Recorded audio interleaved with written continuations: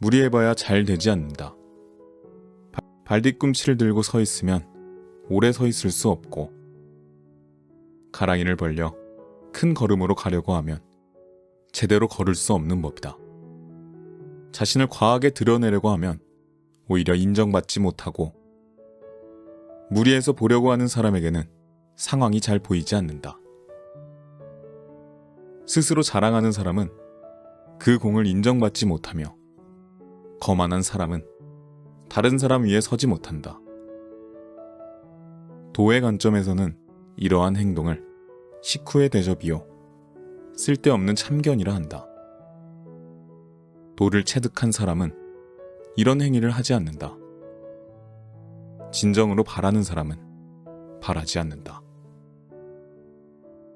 집착하지 않으면 잃지 않는다. 잘하려고 애쓰는 자는 실패하고, 집착하는 자는 오히려 잃게 된다. 성인은 무리해서 잘하려 하지 않기에 실패하지 않고, 집착하는 바가 없기에 잃지 않는다. 사람들은 무언가를 하고자 할 때 항상 그 일이 거의 성취될 즈음에 실패한다. 그래서 다음과 같이 말하는 것이다. 마지막도 처음과 같이 조심하라. 그리하면 실패하지 않는다. 아득바득 애쓰는 자는 자신을 사지로 몰아넣는다. 굳이 살 곳에서 나와 죽을 곳으로 가는 이가 있다. 이 세상에는 생기 있게 살아가는 이가 전체의 3알이고, 살았으나 죽은 것과 같은 이가 전체의 3알이다. 그렇게도 쌩쌩했건만 바쁘게 움직이다가 스스로 죽을 곳을 향해 가는 이가 또 전체의 3알이다. 이는 어째서 이겠는가? 그들이 아득바득 애를 쓰고 있기 때문이다. 큰일을 하려 하지 않기에 큰일을 이룬다. 도를 따르며 사는 사람은 마치 이리저리 떠도는 듯 그 무엇에도 구속받지 않고 오른쪽으로도 왼쪽으로도 움직일 수 있다. 공을 세우고 맡은 일을 해냈어도 그것을 내세우려 하지 않고 자신의 이름을 드러내려 하지 않는다. 만물이 순종해도 그 주인이 되는 법이 없고, 늘 욕심이 없으니 이 모습은 가히 작다 하겠다. 만물이 기이해도 그 주인 노릇을 하지 않으니 이 모습은 가히 크다 하겠다. 성인이 큰일을 이루는 것은 이런 이유에서다. 큰일을 하려 하지 않기에 큰일을 이룰 수 있다. 부드럽고 약한 것은 삶과 같은 편이다. 사람이 살아있을 때는 그 몸이 부드럽고 순하나 죽음을 맞이하면 강직되어 굳어버린다. 온갖 동물과 초목도 살아있을 때는 부드럽고 약하나 죽게 되면 바짝 마르고 뻣뻣해진다. 하여 굳어진 것은 죽음과 같은 편이라 하고, 부드럽고 약한 것은 삶과 같은 편이라 한다. 부드럽고 약한 것이 강한 것을 이긴다. 무언가를 조이려면 우선 펴게 해주고, 상대방을 약하게 만들려면 잠시 강하게 만드는 게 제일이다. 무언가를 떠나보내려면 잠시 함께 있어주고, 무언가를 빼앗으려면 우선 갖고 있게 하라. 이것이야말로 한없는 지혜이자 부드럽고 약한 것이 강한 것을 이긴다는 이치다. 물고기가 연못에서 나와 살 수 없듯 이러한 도를 벗어나서는 나라를 다스릴 수 없다. 게다가 이 예리한 무기는 이러이러한 것이라 말로써 남에게 설명할 수도 없다. 세상 만물은 굳세어지면 쇠해지는 법이다. 공을 세워도 오만하지 마라. 공을 세워도 과시하지 마라. 공을 세워도 자랑하지 마라. 공을 세워도 그 자리에 오래 머무르지 마라. 이것은 공을 세워도 강한 자는 되지 말라는 뜻이다. 세상의 모든 것은 기세가 맹렬하면 쇠하기 마련이니 강함을 계속 추구하는 것은 도에 부합되지 않기에 그렇다. 도에 부합되지 않으면 얼마 가지 않아 쇠망할 수밖에 없다. 유약한 것이 도리어 위에 놓인다. 무기가 강하기만 하다고 해서 이길 수 없고 나무가 단단하기만 하면 오히려 부러지게 된다. 강하고 큰 것은 아래에 놓이고 부드럽고 약한 것은 도리어 위로 올라가는 것이 거스를 수 없는 자연의 섭니다. 지혜로운 자는 극단적인 것을 피한다. 천하를 차지하고자 이를 도모하려는 생각은 내가 보기에는 당치 않다. 무릇 천하란 신비로운 집합체여서 그런 수작을 용납하지 않는다. 천하는 신성한 것이어서 인위적으로 지배할 수 없다. 억지로 이를 도모하려 들면 그 계획이 망가지고 집착하면 잃게 될 것이다. 세상의 모든 일은 홀로 나아가면 따라잡히고 달아오르면 눌리고 강해지면 꺾이며 쌓이면 무너진다. 하여 이러한 도를 아는 사람은 극단인 것, 과분한 것, 호사스러운 것을 피한다. 정말로 완전한 것은 오히려 모자란 듯 보인다. 가장 완전하게 이루어진 것은 부족한 듯 보이나 아무리 사용해도 망가지지 않는다. 가장 충만한 것은 비어있는 듯 보이나 아무리 사용해도 바닥을 드러내지 않는다.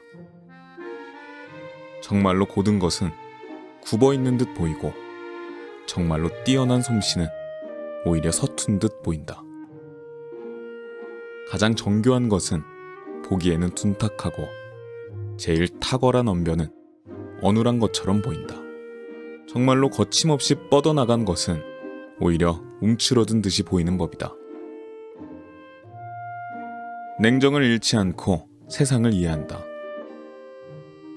세상을 볼 때는 쓸데없는 생각을 모두 버리고 그저 있는 그대로 허심탄회하게 받아들여야 한다. 이 태도를 극한까지 철저히 지킬 때 이를 일러 냉정을 잃지 않는다 라고 말한다. 삼라만상은 세상의 근원에서 왕성하게 생겨나 제각기 뻗어나간다. 허심탄회하게 바라보면 이것이 근원으로 돌아가는 운동으로 보인다. 실제로 만물은 태어나서 활발하게 움직이다가 머지않아 각자 그 근원으로 돌아간다. 세상이 이러함을 이해하는 태도를 일러 냉정이라 한다. 너무 애지중지하면 호되게 잃는다. 명예와 신체 중 어느 것과 더 친한가? 신체와 재산 중 어느 쪽이 더 소중한가? 무언가를 손에 넣는 것과 손에서 놓는 것 중 어느 쪽이 더 마음에 고통을 주는가? 무엇이든 너무 애지중지하면 호되게 잃게 되고 지나치게 많이 모아두면 반드시 몽땅 도둑맞는다. 만족할 줄 알면 모욕당하지 않고 그칠 줄 알면 위태롭지 않아 오래도록 평안할 수 있다. 대군을 이끄는 자는 경솔하고 성급해선 안 된다. 무거운 것과 가벼운 것을 하나로 매놓으면 무거운 것이 아래로 내려가 그 둘 사이에 뿌리 역할을 하고 조용한 자와 소란한 자가 함께 있으면 조용한 자가 뿌리가 되어 소란한 자의 군주가 된다. 무거움은 가벼움의 뿌리요 차분함은 조급함의 주인이다. 대군을 이끄는 자는 수많은 말을 듣더라도 예민하게 동요하지 말고 행동함에 있어 온종일 조용하고 묵직해야 한다. 한 나라의 군주가 어찌 몸을 가벼이 움직일 수 있겠는가? 가벼우면 뿌리가 되지 못하고 조급하면 주인의 자리를 잃는다. 다투지 않는 덕으로 하늘과 짝을 이루다. 뛰어난 장수는 함부로 무예와 용맹함을 자랑하지 않고 싸움에 능한 사람은 성난 기색을 띠지 않는다. 싸워서 쉽게 승리하는 사람은 전면전을 하지 않고 남을 부리는 데 능한 사람은 스스로 자신을 낮출 줄 안다. 이를 일컬어 다투지 않는 덕이라 하고 사람을 다루는 법이며 자연의 도리에 부합하는 것이라고 한다. 이것이 예로부터 내려오는 가장 뛰어난 사람의 모습이다. 마지못해 싸우는 쪽이 이긴다. 용병술에 관해 이런 말이 있다. 굳이 싸움의 주도권을 잡으려 하지 말고 부득이한 상황 속에서는 수비 자세를 취하라. 굳이 1보 나아가려 하지 말고 3보 후퇴하라. 이는 행동했으나 행동으로 보이지 않고 팔을 걷어붙였으나 그 팔이 보이지 않으며 무기를 잡았으나 무기가 보이지 않고 적을 공격했으나 공격이 보이지 않게 하라는 것이다. 대적할 만한 적이 없다고 믿는 것보다 더 큰 우환은 없다. 적이 없다고 믿으면 보물을 잃을 수 있다.